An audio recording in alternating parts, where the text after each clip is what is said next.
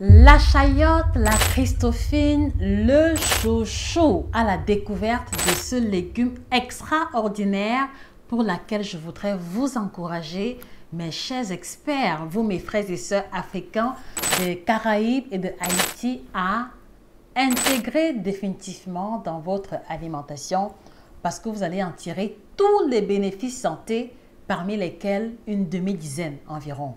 Et je prends l'engagement dans cette capsule de vous partager et de vous faire découvrir les 5 raisons pour lesquelles vous devez consommer désormais les chouchous tels qu'ils apparaissent à l'écran. C'est en exclusivité sur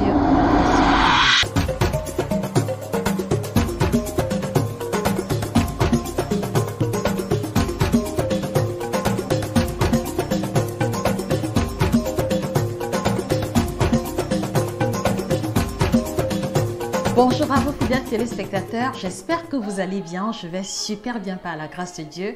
Je suis Josica, votre experte en nutrition tropicale et auteur d'une douzaine d'ouvrages de nutrition à succès que je vous encourage humblement à vous procurer sur Amazon, à la FNAC, surtout si vous nourrissez l'ambition de valoriser l'alimentation de chez nous et surtout si vous aimez les produits tropicaux de façon générale. Il me semble également que ça pourrait être une belle idée de cadeau pour les personnes qui ne connaissent rien à l'alimentation de chez nous et qui aimeraient essayer ou tester quoi que ce soit. Puissiez-vous donc être les relais de la bonne information en conséquence. Alors, je vous invite également à vous abonner si c'est votre première fois sur cette plateforme. Nous parlons essentiellement de nutrition tropicale ici.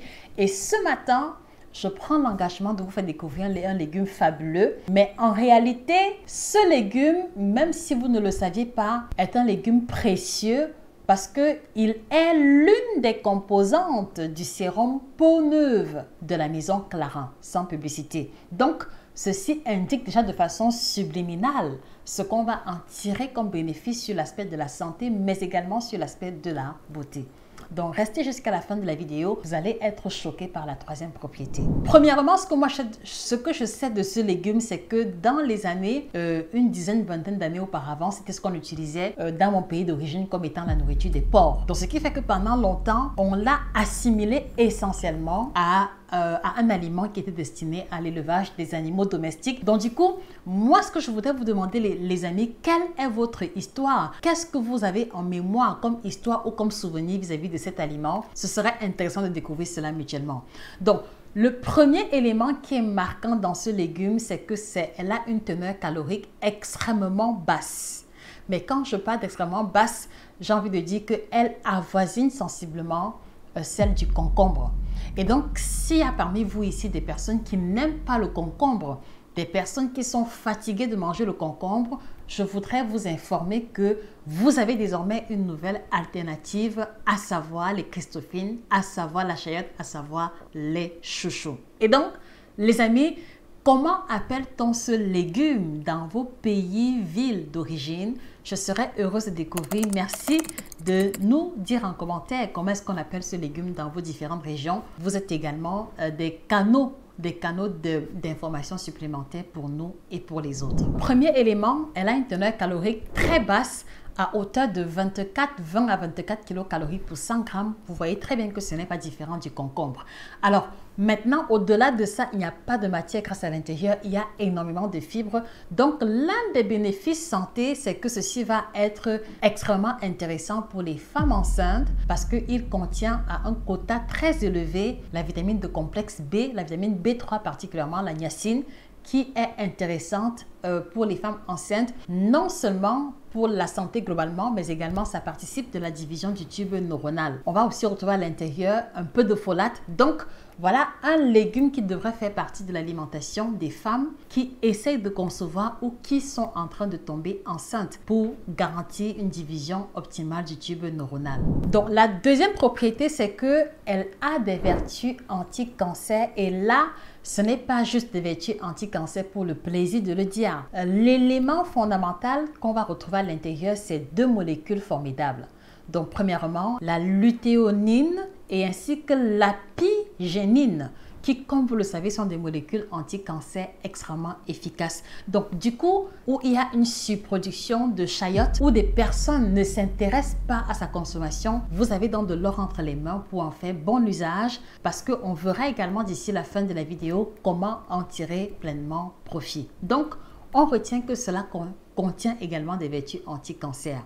Et cela suppose par exemple que si vous venez d'une famille où il y a eu 2, 3, 4 personnes de lignée directe qui ont souffert du cancer, ce ne serait pas exagéré de vous encourager à en faire une consommation régulière pour optimiser les vertus et les propriétés anti-cancer. Alors, je profite également de l'occasion pour vous annoncer qu'il y a ce nouvel ouvrage qui a été mis sur pied, 7 aliments tropicaux merveilleux à découvrir absolument. Donc, vous allez découvrir la composition, l'histoire derrière le manioc, le haricot, les arachides, les ignames. Dans tous les cas, si vous consommez l'un de ces éléments, vous devez avoir ce livre dans votre bibliothèque.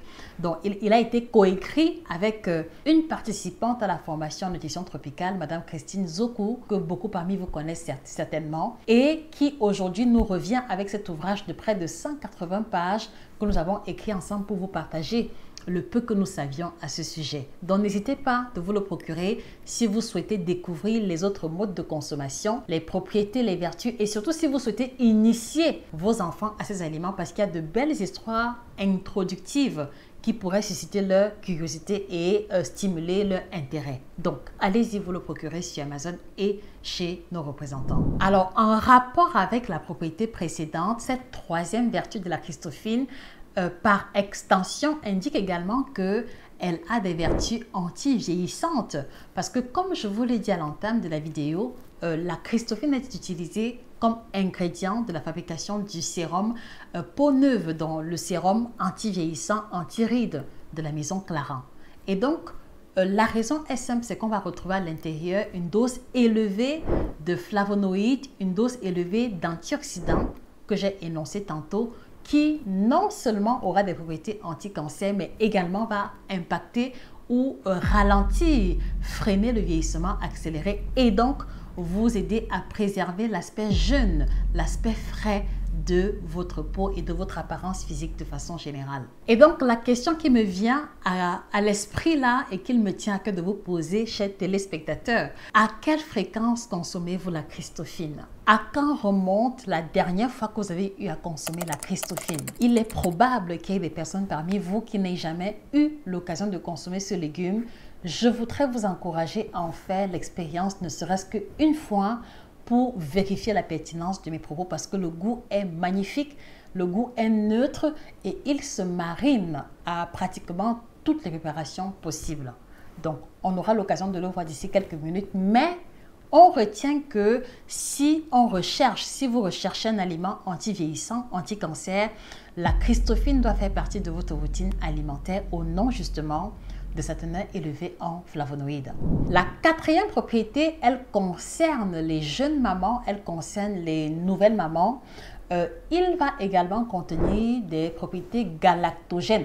Donc, si vous venez de donner de la vie et que vous avez de la peine à produire du lait, n'hésitez pas à intégrer dans votre routine la Christophine sous forme de soupe, sous forme de bouillon ou même sous forme de salade parce qu'il va stimuler la production du lait maternel et il va aussi implémenter ou impacter positivement la composition nutritionnelle de ce lait maternel qui va se retrouver enrichi en vitamines et en sels minéraux. Donc, voilà un aliment que nous devrions offrir, que nous devrions cuisiner si nous avons une jeune maman à qui nous voulons rendre visite ou alors à qui nous voulons rendre service. Et puisque cette vidéo parle également d'aliments nutritifs, je souligne juste au passage que nous avons mis sur pied pour vous le Superfood by Nutrition TV. C'est une combinaison explosive de super aliments africains, parmi lesquels le baobab, la spiruline, le moringa, l'herbe d'orge et le curcuma qui, comme vous le savez, vont aider à renforcer les os,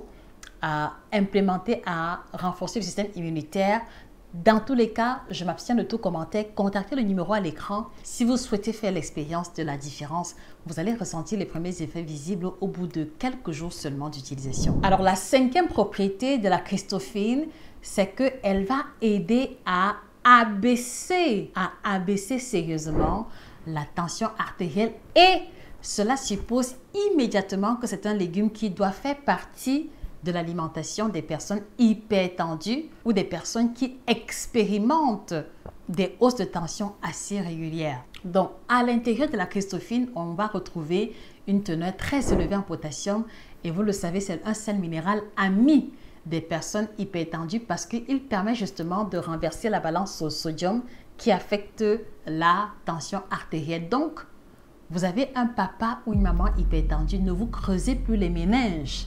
Allez-y intégrer dans leur routine alimentaire la Christophine pour pouvoir les aider à baisser et à stabiliser naturellement leur tension artérielle. La sixième propriété, c'est qu'elle va également avoir une action positive contre les calculs rénaux. Donc, pour ceux qui ont des débuts de cristaux, des débuts de calculs rénaux, la consommation de la Christophine vous aidera, en plus des autres mesures hygiéno-diététiques, à faire fondre, à éliminer naturellement les calculs rénaux lorsqu'ils sont nouvellement installés. Donc, voilà également une alimentation à recommander à ceux qui souffrent de calculs rénaux. Et donc, la question que je voudrais vous poser, les amis, quelles sont les formes de consommation de la Christophine dans vos régions, dans vos pays respectifs?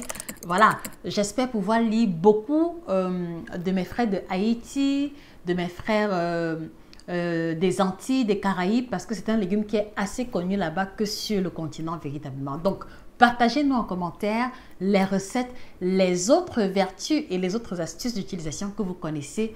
Nutrition TV se veut également être le carrefour du donner et du recevoir. Merci à l'avance.